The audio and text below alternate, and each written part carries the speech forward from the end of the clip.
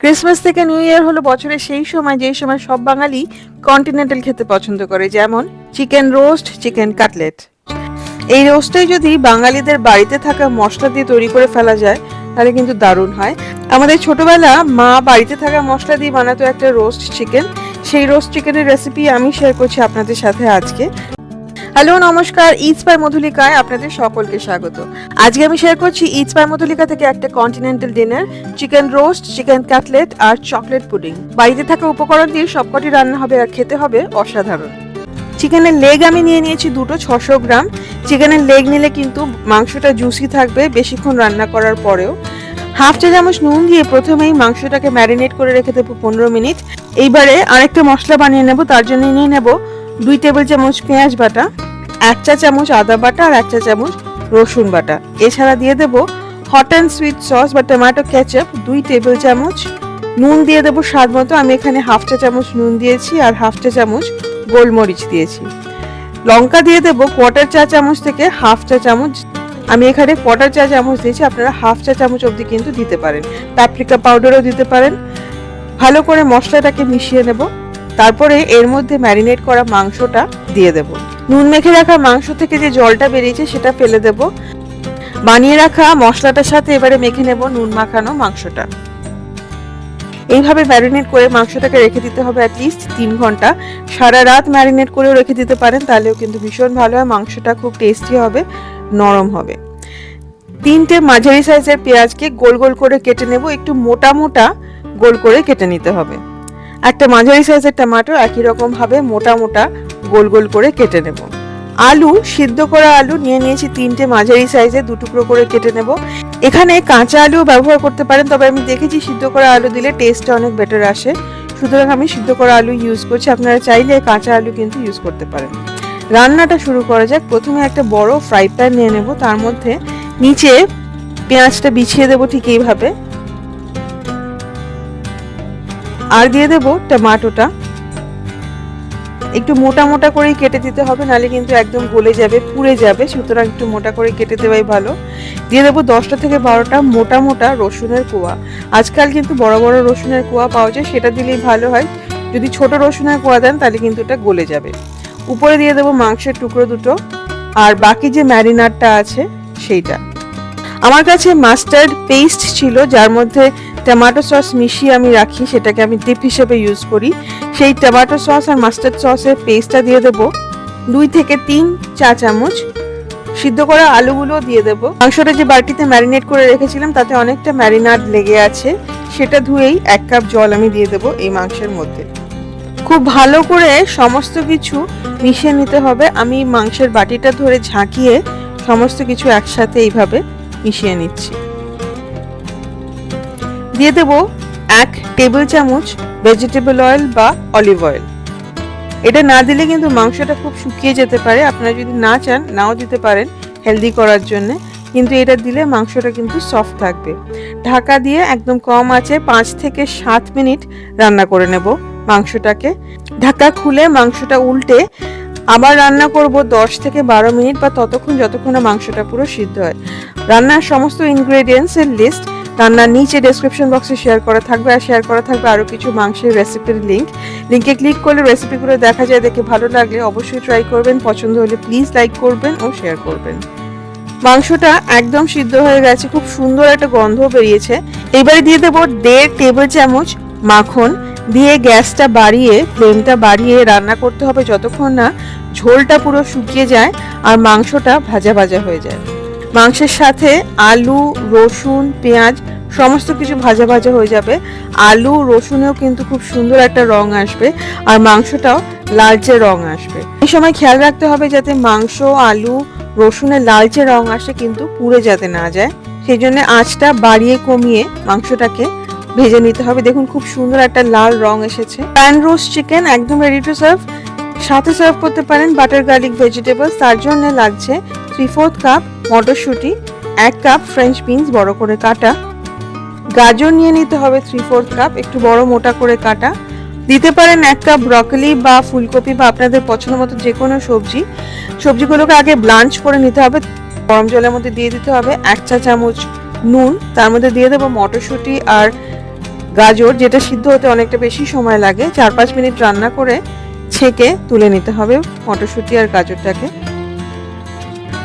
দেখুন রংটা কিন্তু একদম ইনট্যাক্ট আছে। এইবারে দিয়ে দেবো ব্রকলিগুলো, বা ফুলকপি থাকলে ফুলকপিও দিয়ে দিতে পারেন। 2 থেকে 3 মিনিট মতো রান্না করে নেবেন। রংটা হালকা সবুজ থেকে গাঢ় সবুজ হলে তুলে নিতে হবে। আর দিয়ে দিতে হবে বিনস। একইভাবে রংটা পাল্টালে তুলে নিতে হবে বিনসটাকেও। এইবারে ফ্রাই প্যানের মধ্যে দিয়ে দেবো 1 টেবিল চামচ মাখন। তার মধ্যে ভেজে নেব 1 টেবিল চামচ রসুন। খুব সুন্দর একটা গন্ধ যখন বেরোবে মাখনের মধ্যে রসুন ভাজার, তখন দিয়ে দিতে হবে সবজিগুলো এক এক করে। প্রথমেই দিয়ে দেব গাজর আর মটরশুঁটিটা, নুন দিয়ে দেব স্বাদ মতো, আর গোলমরিচ দিয়ে দেব 1 চা চামচ। রান্না করে নিতে হবে 1 মিনিট মতো। তারপরে দিয়ে দিতে হবে বাকি সবজিগুলো, বিনস আর ব্রকলি। ভালো করে মিশিয়ে নিয়ে মাঝারি আঁচে রান্না করতে হবে 3 থেকে 4 মিনিট। রান্নাটা কিন্তু ঢাকা দিয়ে করবেন না, তাহলে কিন্তু রংটা নষ্ট হয়ে যাবে। ততক্ষণ রান্না করবেন যতক্ষণ সবজিগুলো নিজের পছন্দ মতো সিদ্ধ হবে আর জলটা শুকিয়ে যাবে। যারা চান সবজিটা একদম সিদ্ধ হয়ে নরম হয়ে যাবে, তারা কিন্তু 10 থেকে 12 মিনিট অবধি রান্না করবেন। বাটার গার্লিক ভেজিটেবলসও একদম রেডি টু সার্ভ। করার সময় চিকেনের সাথে সার্ভ করবেন আলু, কয়েকটা রসুন দেবেন, দিয়ে দেবেন পেঁয়াজের মশলাটা খানিকটা, আর সাথে বাটার গার্লিক ভেজিটেবলস। গার্লিক ব্রেডের সাথে সার্ভ করতে পারেন এই রোস্ট চিকেনটা। সাথে দিয়ে দেবেন স্যুপ, চিকেন কাটলেট আর পুডিং, চকলেট পুডিং। রেস্টুরেন্টে না গিয়ে ইয়ার এন্ডে বা নিউ ইয়ারে এইরকম একটা ডিনার যাতে বাড়িতেই বানানো যায়, সেই জন্যই আমি শেয়ার করছি ইটস বাই মধুলিকা থেকে দ্বিতীয় রেসিপি, চিকেন কাটলেট। না, আমি দোকানের মতো চিকেন কাটলেট বানাচ্ছি না, আমি বানাচ্ছি ছোটবেলা থেকে বাড়িতে যেমন চিকেন কাটলেট খেয়েছি ঠিক সেরকম। বাড়িতেও নানানভাবেই চিকেন কাটলেট বানানো হয়। আমি আজকে বানাচ্ছি ধনেপাতা দিয়ে আর চিকেন কিমা দিয়ে। আওয়াজটা শুনেই বোঝা যাচ্ছে যে কাটলেটগুলো কত ক্রিস্পি। প্রথমে চিকেন কিমাটা সিদ্ধ করব, তার জন্য আমি হাফ পেঁয়াজ এইভাবে স্লাইস করে কেটে নিচ্ছি। কিমাটা আমি কেনা কিমা নিয়েছি, half KG chicken mince chicken কিমা। এর মধ্যে দিচ্ছি 11টা থেকে 12টা ছোট্ট ছোট্ট রসুনের কোয়া, 1 চা চামচ আদা বাটা, আর 2 থেকে 3টে তেজপাতা। তেজপাতাটা দিলে চিকেনের কিমায় একটা গন্ধ থাকে, সেটা চলে যায়। 2 টেবিল চামচ টমেটো কেচাপ দিয়ে খুব ভালো করে চিকেনটাকে মেখে নেব। আমি কড়াইতেই মাখছি। এবারে এই কড়াইটাই আমি একেবারে গ্যাসে বসিয়ে দিলাম। দিয়ে দিলাম 1 চা চামচ রসুন বাটা। এইবারে মাংসটাকে আমি সিদ্ধ করে নেব। মোটামুটি 6 থেকে 7 মিনিটের মধ্যে ঢাকা দিয়ে রান্না করলে সিদ্ধ হয়ে যায়। এতটা জলও বেরিয়ে যায়। জলটা কিন্তু আমাদের লাগবে না, এটা আপনারা পরে স্যুপ বানিয়ে নিতে পারেন। কিমাটা যতক্ষণ ঠান্ডা হচ্ছে ততক্ষণ কেটে নেব বাকি যে সবজিগুলো লাগবে। 2.5 খানা পেঁয়াজ, মাঝারি সাইজের পেঁয়াজ একদম কুচিয়ে কেটে নেব। চিকেন কিমা রং পাল্টে পিঙ্ক থেকে সাদা হলেই কিন্তু গ্যাস বন্ধ করে নামিয়ে নেবেন। বেশি সিদ্ধ করলে কিন্তু কিমা শক্ত হয়ে যায়। বাড়িতে যদি বোনলেস চিকেন থাই বা লেগ থাকে, সেটা দিয়ে কিমা বানিয়ে কাটলেট বানালে কিন্তু কাটলেট খেতে অনেক টেস্টি হয় আর জুসি হয়। কাঁচা লঙ্কা 4টে, কাঁচা পাকা লঙ্কা আমি এভাবে কুচিয়ে নেব। এটাতে কিন্তু অনেকটাই ঝাল হবে, বাচ্চারা যদি খায় তাহলে কিন্তু ঝালটা কমিয়ে দেবেন। ধনেপাতা 1.5 কাপ মতো কুচিয়ে নেব। অনেকেই মনে করবে মাংসতে এতটা ধনেপাতা, কিন্তু না, ধনেপাতাটা খেতে কিন্তু খুব ভালো লাগবে। যখন মুখে পড়বে পেঁয়াজ কুচি, ধনেপাতা, আদা কুচি, রসুন সবই খেতে কিন্তু খুবই ভালো লাগবে। 3 স্লাইস ব্রেড, ধারগুলো এইভাবে কেটে নেব। মাংসটা কিন্তু ঠান্ডা হয়ে গেছে, তেজপাতাগুলো বার করে নেব। এইবার একটা বোলের মধ্যে জলটা চিপে মাংসটা নিয়ে নেব।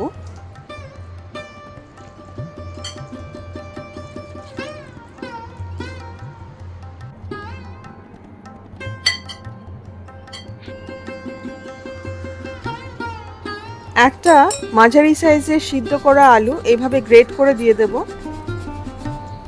এখানে কিন্তু আপনারা আলুটা একটা জায়গায় 1.5 খানা বা 2 খানাও দিতে পারেন, এটাতে কিন্তু টেস্ট ভালো আসে আর টেক্সচারটাও, কাটলেটের টেক্সচারটাও ভালো হয়। 1 চা চামচ আদা গ্রেট করে দিয়ে দেব। পেঁয়াজ কুচি যেটা কেটে রেখেছিলাম দিয়ে দিলাম কাঁচা পাকা লঙ্কা কুচি, ধনেপাতা কুচি, নুন দেব স্বাদ মতো। আমি এখানে 1.5 চা চামচ নুন দিচ্ছি। গোলমরিচ দিয়ে দেবো 1 চা চামচ। গোলমরিচ গুঁড়ো, এটা কিন্তু বাড়িতে গুঁড়ো করা গোলমরিচ, একদম ফ্রেশলি ক্রাশড, তাহলে কিন্তু টেস্টটা ভালো আসবে। আর hot and sweet tomato sauce দিলাম 2 টেবিল স্পুন, এটা কিন্তু দিতেই হবে, এটা কিন্তু খুব ইম্পর্টেন্ট। রসুনের কোয়া যেগুলো দিয়েছিলাম সেগুলো যখনই হাতে পড়বে একদম ভেঙে ভেঙে দিয়ে দিতে হবে, ঠিক এইভাবে খুব ভালো করে মেখে নেব। মেখে এটা কিন্তু টেস্ট করে দেখে নিতে হবে যে সব ঠিক আছে কিনা। নুন এখানে লাগবে, আমি নুন দিলাম আরও হাফ টিস্পুন, গোলমরিচের গুঁড়ো দিয়ে দিয়েছি হাফ টিস্পুন লঙ্কার গুঁড়ো দিয়েছি, আর দিলাম হট সস 1 টেবিল স্পুন। খুব ভালো করে মিশিয়ে নিতে হবে। আপনারা হট সসের জায়গায় এমনি চিলি সসও দিতে পারেন, সেটাতেও কিন্তু খুব ভালো টেস্ট আসবে, তবে বাচ্চারা খেলে ঝালটা কম দেবেন।